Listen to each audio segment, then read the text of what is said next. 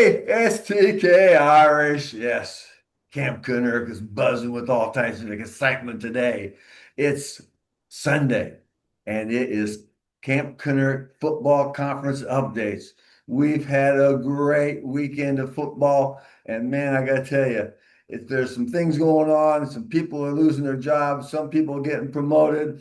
But I'll tell you what, it's never a dull moment this time of year. And I was doing some research and reading some things. Yeah, I do that occasion. Don't be surprised. And the Southwest Conference has a great history, the old Southwest Conference, not the Camp Coonerk Southwest Conference.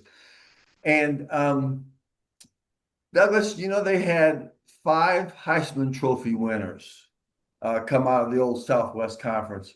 And this is the interesting one. Davy O'Brien. There's a big award ceremony about him that's named after him. He was the first one in 1938. But check this out. He was 5'7" and weighed 150 pounds as a running back. So either he was really, really quick or those other guys are really, really slow. But I think he was really quick. He went on to play the professional for 2 years, and then he became an FBI agent. So I thought that was interesting. I'm sure that he took one hit too many. He said, "That's it. I'm done with this."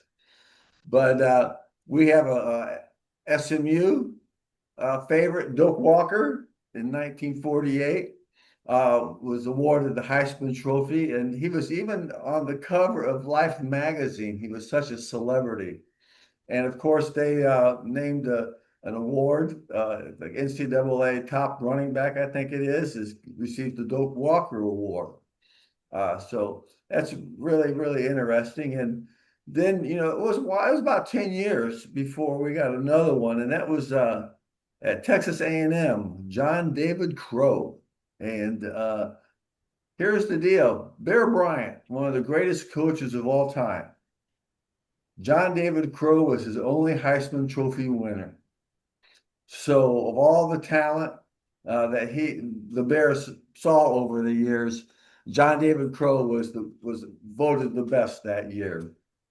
And then we have the Tyler Rose, Earl Campbell, 1977.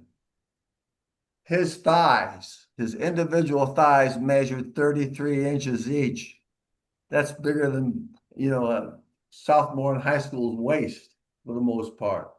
But listen, check this out. In high school, he broke 17 helmets due to the contact with the other players. So when he got some momentum going, it was something to really be aware of. And finally, and you'll remember this, Douglas, back in Houston in 1989, Andrew Ware. He was the Heisman Trophy winner out of Houston. And one of his claims to fame, he threw 6 touchdown passes in a single quarter in one game. So he was throwing some stuff, and they were catching it. You can throw the stuff, but if you don't catch it, it really doesn't help you too much. Here's a tidbit of information, Douglas. Southwest Conference, also known as SWC, was the most penalized major football conference in the nation. And so really, instead of SWC for Southwest Conference, I think we should change that to SWC is sure we cheat. But that's what, and the thing is what, they passed it around. It just won one school. I mean, of course, we're all familiar with the SMU infractions that they received the death penalty. They were several years without a football program, and it's taken, oh gosh, what is it? 86 was when the death penalty came about. So it was almost 40 years before the SMU got back on track to be a contender in the college football ranks. So Douglas has never-ending situation of things going on here at the camp. So what's been going on over with you at the Austin studios? TK, it is so good to see you on this Sunday morning, November 16th, and we are doing our sports show of the Camp Canuck podcast, Southwest College Football Conference. And those facts and figures are absolutely astonishing. I recognized every one of those names, and I remember the death penalty is SMU. It was just that is why we are ingrained and love the established old Southwest Conference, but has been decimated by greed, money, TV to all of the conferences. That's really good homework there, TK. Well, thank you. You know, over the years living here in Dallas, I couldn't help but overhear the same story uh, with the rivalries. I'd be at lunch and there'd be a TCU alum and there'd be a Texas alum and there'd be a SMU alum, and they start talking trash about their teams. And I know exactly what happens is that they take it so personally, they're going to go, let me give you a little financial aid here to the athletic program. Maybe that'll, at least I can look good at lunch sometime. And that's really what it boiled down to. Of course, and you're talking about very wealthy people in the state of Texas who grew up in Texas, went to high school, are part of Friday Night Lights, ingrained in their culture and their DNA, personal DNA, and then going on to college to play, attend college, and it's major entertainment in the state of Texas. And what you had talked about, how a TCU and an SMU fan get together over coffee and start talking. That is all lost because the conference has been broken up and there's playing in different teams. And that's why we bring up the Camp Canuck College Football Conference because it's in our heart. It's ingrained in us. Oh, yes. I mean, like we've talked about before, every Saturday, man, if you weren't in front of the TV, you had it on your radio when you're driving, running your errands. But I guarantee you're always going to be someplace in the fourth quarter to see what happens. Right. And the thing is, it wasn't just men. You could be at the grocery store getting some barbecue ready for the tailgating, and there's the women getting after it in Oh, their yeah.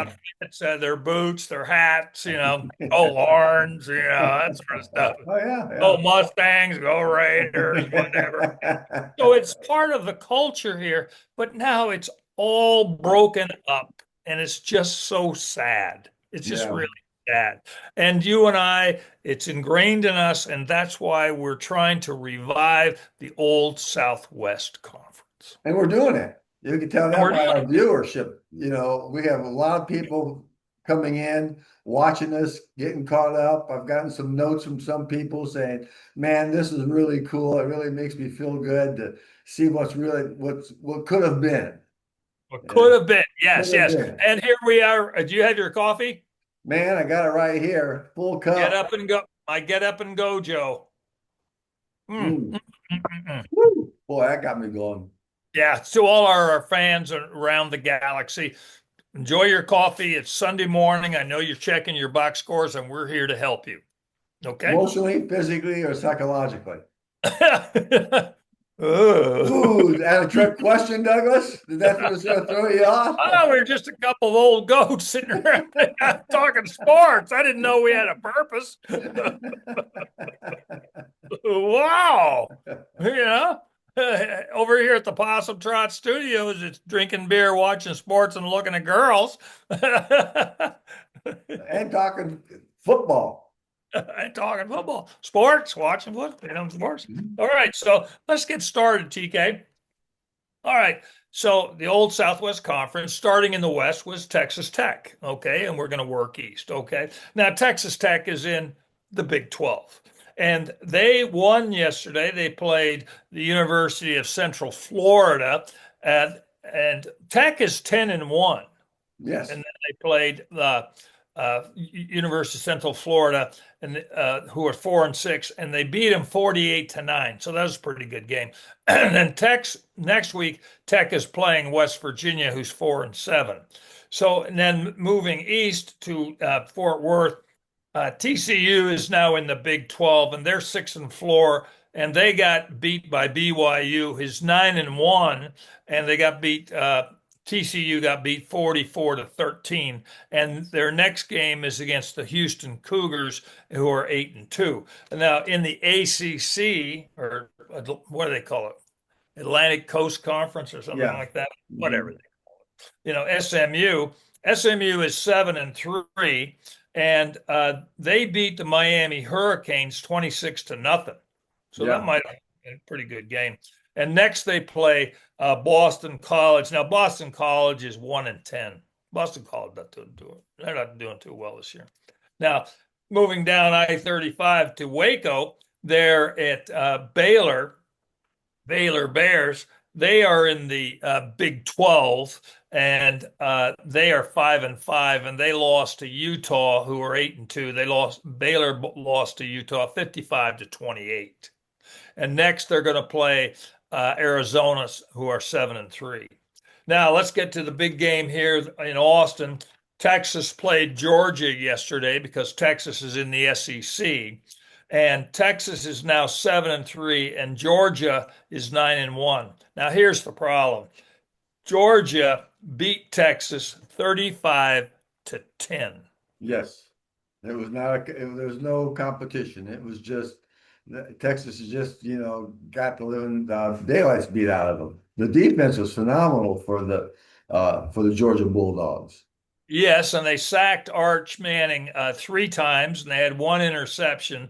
And then Texas shot themselves in the foot. They had like 9 or 10 penalties. Yeah. Yeah. Now that's a sign of poor coaching, and especially when you're in 10 games in. Hmm. You Yeah. know, offsides, you don't know the count, too many men on the field. That is just a sign of coaching. Yeah. That's all. Uh, and I don't get it. I don't get it. But the 9 penalties is. I always figure if you have 9, 10 penalties, that's a touchdown because Yeah. 5, 10, Oh 15 yards. yeah, exactly. That's 100 yards. You get up to 100 yards. That's a touchdown. That's a Hmm. touchdown right there. Now, next, oh, one more point. Georgia, now this is something near and dear to our heart in an ugly way. Georgia has a 25-year-old kid, Yeah. Yeah. a 25-year-old kicker Hmm. playing against Arch, who's what, 19, 18, Yeah. 19? You know. The other kids, 18, 19? Yeah. That's unfair. The NCAA is really doing us bad on this. They're really doing us bad. And all the stuff about eligibility and he's from Australia and all that. No, Yeah. no, no. It's He's just he's an adult. yeah. He's an adult. So next, Texas is going to play Arkansas, and they're 2-8. Yeah. Arkansas. Arkansas is having a tough time of it, but they got a Yeah. good basketball team. Yes. Now the game yesterday of the Aggies. Oh, Oh, Jesus. oh, Oh, oh my God. Now the Aggies, the Texas A&M Aggies, they are in the SEC. They are 10-0. And we're going to yes. talk about it more. Okay. Hmm. Now they played South Carolina.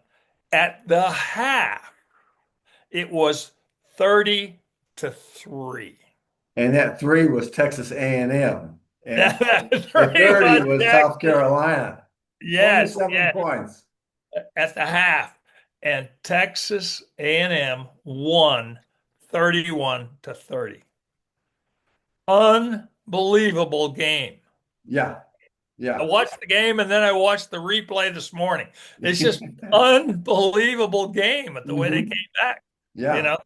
So Aggies 10-0. Yeah, I was watching that game. I'm going, man, if the Aggies lose, that's going to throw a ringer Yeah, into the rankings for both, the top 25 and, the championship. absolutely true. Now, but here's another thing that in the Aggie game, the Aggies are playing a cream puff next week.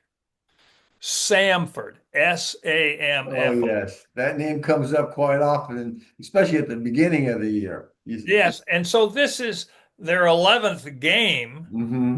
Samford is 1-10. Yeah. So they're playing a cream puff. Hmm. Why? The NCAA really they need to they need to call us Yeah. because Yeah. through Well, this like I told you, when I was up there in Indianapolis, I stopped by and well, they didn't have a very good sense of humor when I was trying to come in and tell them I needed to talk to the That's why we're building our fan base throughout the galaxy of old goats and women like us, beautiful cuties, that are like us, who are enraged and incensed of this stupidity. I yeah. go, what are you doing? This Hmm. is college ball. Yeah. 10-0 Aggies are playing in their 11th game, are playing Samford, and I Hmm. think that's in Alabama or Georgia. I can't recall. I forgot that part. Yeah, just like who are Why? who? Why? Yeah, who, what, where, who, why, and why. Okay, Mhm. now moving on over to Rice. They're the original cream puff. We never follow them.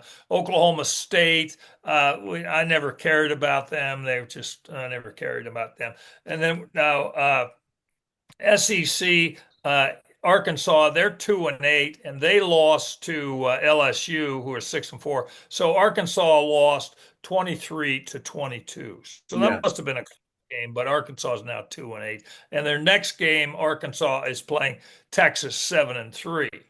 Oh, So maybe there's going to be a little redemption by Texas beating Arkansas before they go on to play the Aggies. Maybe, yeah. but Arkansas is not doing too good. For years they were. What was that coach's name? Frank Broyles. Yes. Frank Frank Broyles. Walls, yeah. Darrell Royal and Frank Broyles. He had to keep them straight there for a while. Yeah. Now in Oklahoma, moving up to Oklahoma, and they're in the SEC. They're 8-2, and Hmm. they played Alabama, and they beat Alabama 23-21, and Yeah. Alabama eight Yeah. and two. Oklahoma's ranked number 11 and Alabama was number 4. So Right. Right. it was a game and Yeah. Oklahoma took it to them. Yeah, yes, yes. And then now Oklahoma's going to play 7-3 Missouri. So there's another game that's an equal matchup. Oklahoma 8-2 against Missouri 7-3. But they're out of state. They're not in this. Anyway, okay. So let's get to the teams that you and I are deep in our hearts. Your Notre Dame, who are 8-2, Yes. and they played Pittsburgh, who are 7-3, and Notre Dame beat Pittsburgh 37-15. Oh, give me half a second here. I need a little coffee here. Mm-mm. Mm-mm. Good for the throat. Okay, so Notre Dame is 8-2. They're an independent, and their next game is against Syracuse, which is 3-7. Okay, now UTEP, my team. Yes. UTEP, my team. Okay, they're in the Conference USA this year. Then they're going to go someplace else, and I don't know when, but it's all over the map. And amazingly, they actually played a game on a Saturday Oh my because goodness gracious. They must have got their calendar screwed up when they're making the schedule. yeah, well, remember they were playing a Wednesday, a Tuesday, a couple of weeks off, and then Yeah. another 10 days off. Hmm. So now they're back onto a Saturday schedule. Yeah. Fun. Hmm. So here in this short bit, we have the three major complaints we have against the NCAA of older players, cream puff teams, and stupid scheduling. Hmm. Just in this one week, week 11 of the football, Yeah. and that bothers us, and it's just not fair. Okay, so UTEP is 2-8, and they lost to Missouri State 38-24. And next they're going to play New Mexico State. Now this is kind of interesting. UTEP's in El Paso. New Mexico State is just up the road in Las Cruces. Yes. Okay, so it's the rivalry game. Yeah. It's the game. Hmm. And you always schedule your big rivalry games at the end of the season. Yes. but they're playing next week. Okay. Well, maybe And go ahead. I said, well, maybe they think their schedule's over with next week. Well, this is another thing of the problem with the NCAA. You're playing your biggest rivalry on the 11th game of the season, and then UTEP goes to Delaware to play the Delaware Blue Hens. I guess they got some freaking foul miles they need to use up. I don't get it. I don't get it. I don't even know what conference the Blue Hens are in. I Yeah. just think they're a funny name for a team, but I get it. You're Blue Hens. That's okay. Uh, and for a couple of years back, everyone was laughing at the Delaware Blue Hens, and then they whipped everybody. They Yeah. had a moment of glory. I do Uh-huh. remember that. I could be educated. Don't yell at us, Oh, but I could be educated. They had some moments of glory. So to our listeners in Delaware, well, give us a call. Let yeah. us know. Okay, now we're also following North Carolina because of Bill Belichick. He get legendary coach in the NFL, and then he retired for a couple of years. Then he went to North Carolina to turn that program around, and he was doing pretty good. Now he's four, and that's in the ACC. He's 4-6. They played Wake Forest, and they got stomped 28-12. Ouch. Yeah, ouch. But next week they're playing Duke, and Duke is 4-6. So there's going to be a kind of a similar matchup, two teams 4-6. Hmm. So that's not bad. But Bill Belichick's given a shot to turn it around. Okay, now Kevin, the magnificent computer dude, does all our work. God bless him. His team is the Oregon Ducks, and what he said is the Oregon Ducks are. He likes the name because he likes the uniforms, right? Yeah. Yeah. That's what's good enough for us. Yeah.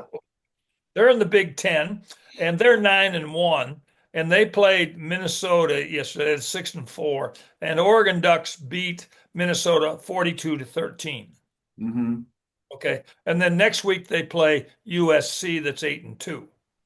So that will conclude the Camp Canuck Southwest Conference. This is week 11, so that's what's concluding it. Now, you and I follow your team, Indiana, which is 11-0. Oh, yeah. Yeah. 11-0, and they beat Wisconsin, that's 3-7. They beat them 31-7. And next week, now this is so goofy. This is so goofy. Indiana for their they have a bye. Yes. They have a bye this late in the season. Yeah. Then they'll play their 12th game. They'll play Purdue, which is the big rivalry game for the old Yes. Oaken Bucket. So sorry, the what? It's the old Oaken Bucket. Oaken Bucket. Oh, it's an old bucket. It's made of oak, and Oh, I see. that's sort of like the award. That's what they play for. The pride, the team that wins that gets that on campus for the year, and then Oh, they I see. I see. Okay. Well, here in Texas with the Red River rivalry, it's the Golden Cowboy hat, right? exactly And what's it in Alabama? It's the Iron Bowl or something. Alabama, oh, Iron Skillet. something like that. Yeah, Yeah. yeah. I get it. I like that. Mhm. Never heard of that. The Oaken Bullet. Old Oaken Bucket, and I've Okay. seen it, and it's old. It's not very big, but it's the source of pride for the schools. So that's what's Symbolic. important. Symbolic. You're paying. Okay. Now, but next week Indiana has a bye, Yeah, and yeah. then they play Purdue. Which is like 2-7. Yeah, yeah, yeah, yeah, yeah. What did we get? Yeah, yeah, 2-7. So that's kind of interesting, but come Hmm. on. Yeah. Now we are following a guy named Tom Um, Tom Celo. He's our generation's Rudy from the old Notre Dame movie. yeah. And he's 58 years old, and he's playing for Lycoming Warriors in Williamsport, Pennsylvania. and he's 58 years old. Gotta love it. Gotta love it. And he's all over the internet. And just about the time that we heard about him and added him to our podcast, other people put him on their podcast because they have bigger access, more money, better Hmm. production values. But we're giving it a try, Lord. Exactly. This is what we got, and we're working at it.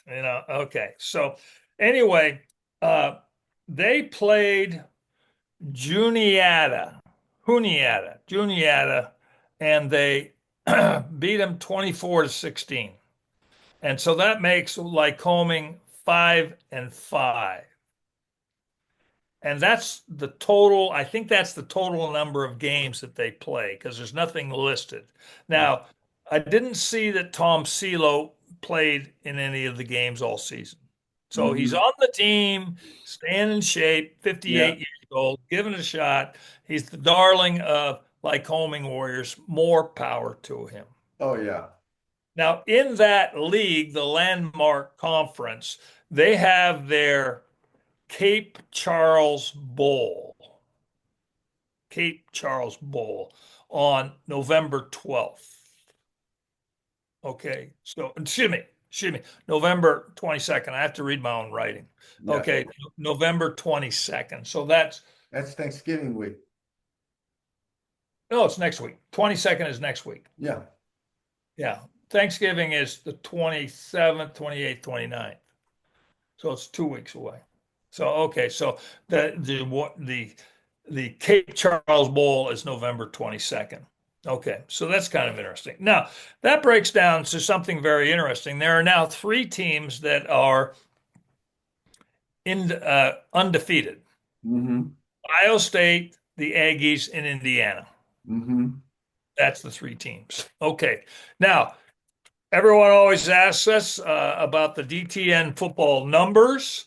I chose 5 teams this week, just going by the numbers, the old Moneyball theory. Yeah. Okay.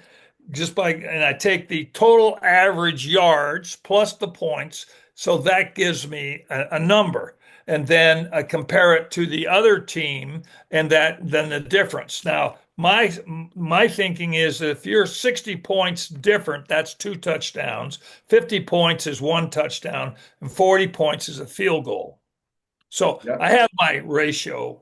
And since we're further in the beginning of the season, remember we had the cream puff ratio. Hmm.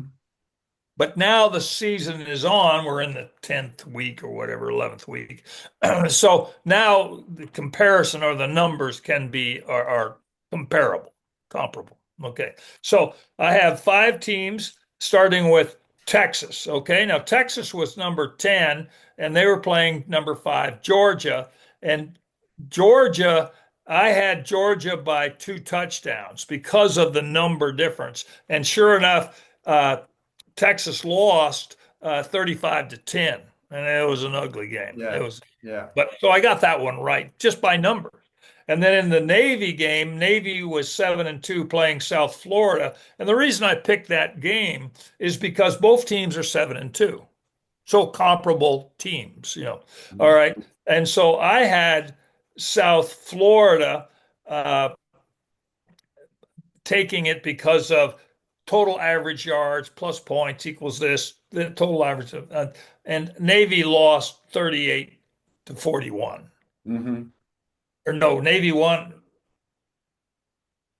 Yeah, Navy won, and so I had South Florida by 2 touchdowns, but I was wrong.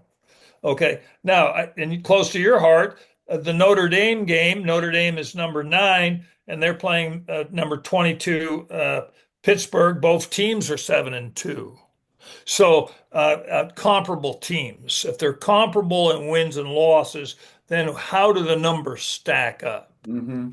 Okay, so I have total average yards for Notre Dame is 466 plus points, 348, 814, and Pittsburgh 427, 357, 784. So I had Notre Dame by 3 points, but Notre Dame beat them by 22 points. So the numbers were off, but Notre Dame won. Yeah. Okay. Now, in the Oklahoma-Alabama game, a big game in the SEC, Oklahoma is number 11 and Alabama is number 4. Okay. I had Alabama by 2 touchdowns, but Oklahoma beat them 23-21. Okay. And then for the fifth game, the Aggies, I had the Aggies because they're playing South Carolina by more than 2 touchdowns, but the Aggies eked it out a great comeback, 31-30. So on this week, I am 2 and 3. No, 1, 2, 3. Yeah, three out of 5 No, that's very good. just by the numbers. Now, Yeah, over the season, I am 8 out of 17, that's beating Las Vegas.